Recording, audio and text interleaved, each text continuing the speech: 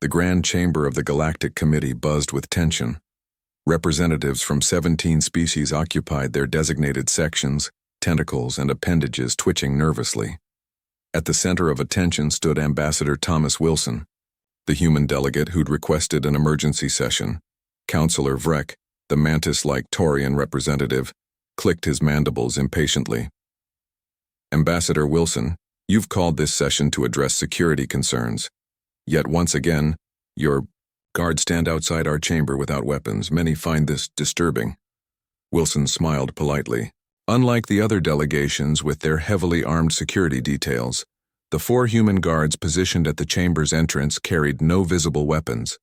They wore simple gray uniforms with minimal armor, an anomaly in galactic diplomatic protocol where most species displayed their military might proudly. That is precisely why I've called this meeting, Wilson replied. Recent incidents suggest some misunderstandings about our customs. 3 standard weeks earlier, during negotiations with the Drakari Empire, Ambassador Wilson had been present when a dissident faction launched an attack. In the chaos that followed, witnesses reported something extraordinary. The human guards had neutralized 7 armed attackers in under 12 seconds without drawing a single weapon. Counselor Mira of the Alani Confederation rose, her bioluminescent skin pulsing with curiosity. Ambassador, the Drakari incident has sparked rumors. Some claim your guards possess hidden technology or psychic abilities. Others suggest genetic modifications prohibited by galactic accords. Wilson chuckled. Nothing so exotic, Counselor. May I demonstrate, Captain Reed? Would you join us? One of the human guards approached. He was average in height for a human, with an unremarkable build compared to the hulking Vordax security, or the lightning-quick Navi protectors. This is Captain James Reed, chief of my security detail, Wilson said. He will explain our approach. Reed nodded respectfully to the gathered delegates. Counselors, human diplomatic guards remain unarmed by choice and tradition. We rely on what we call close-quarters combat techniques. The Zithian representative waved a tentacle dismissively. We've studied human combat. Without weapons, you cannot hope to counter armed threats. Reed smiled. Counselor, may I demonstrate with your security chief? I assure you no harm will come to him. The massive Zithian guard lumbered forward, standing nearly twice Reed's height. He carried an energy staff and wore ceramic armor. Your guard may use his staff in non-lethal mode, Reed offered. I'll simply try to disarm him. The committee chamber went silent as the demonstration began.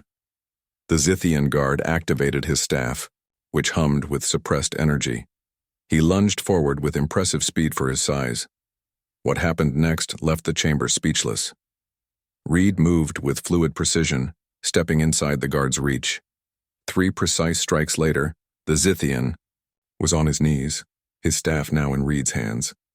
This is but one example, Wilson explained as Reed helped the dazed guard to his feet.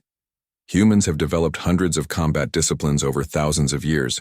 Judo, Aikido, Krav Maga, Sistema, all designed to neutralize threats with minimal force, often using an opponent's energy against them. Counselor Drem of the Tellurians raised a scaled hand. But why forbid weapons? Surely they would increase your effectiveness. Wilson's expression grew serious. Throughout our history, we learned a crucial lesson. When guards carry visible weapons, tensions escalate. Weapons invite weapons. Our unarmed stance communicates peaceful intentions while maintaining capability.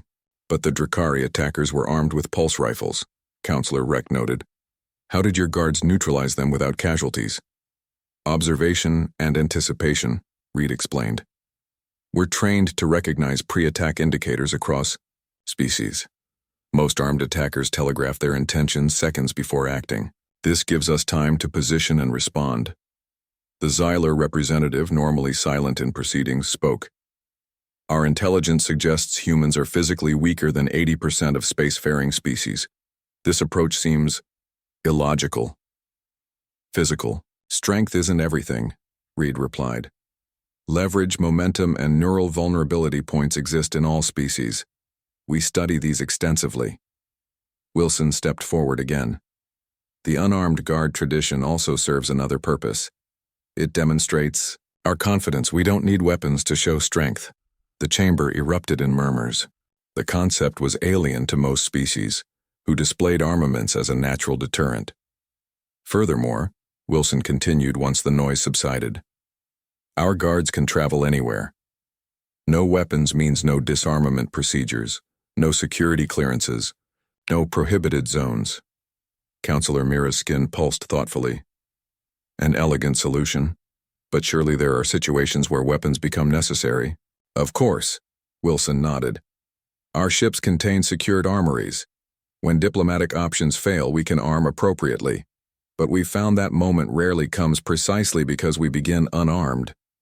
As the session concluded, the Galactic Committee issued a formal recognition of human diplomatic practices, acknowledging them as valid security protocols rather than dangerous anomalies.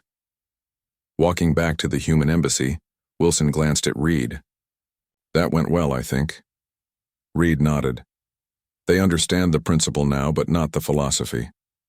Which is? That true strength lies in restraint, Reed said quietly. Any species can build bigger weapons. Few can choose not to use them. Wilson smiled. Perhaps that's tomorrow's lesson. Behind them, several committee members watched their departure with new understanding. Humans weren't defenseless. They were simply playing a longer, more sophisticated game of peace. And in that moment, many wondered what other surprising wisdom this young species might bring to the stars.